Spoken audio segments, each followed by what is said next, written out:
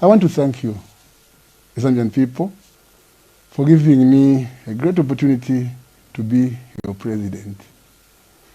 I will forever cherish and appreciate that authority you vested in me. Countrymen, women and the youth, all I ever wanted to do was to serve my country to the best of my abilities. And together with you, we indeed scored in many areas. Of course, there were challenges on the way, but what I appreciated most was your support during the tough times.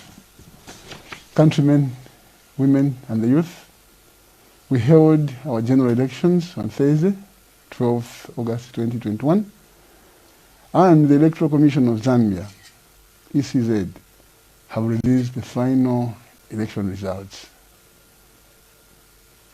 Based on the revelation of the ECZ final results, I will comply with the constitutional provisions for a peaceful transition of power.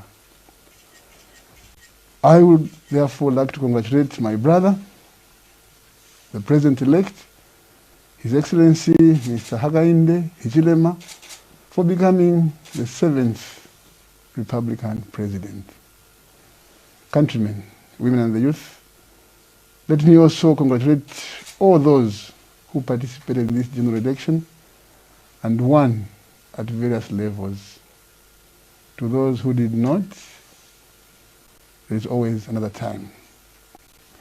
Lastly, I would like to thank all those who voted for my party, the Patriotic Front, and myself.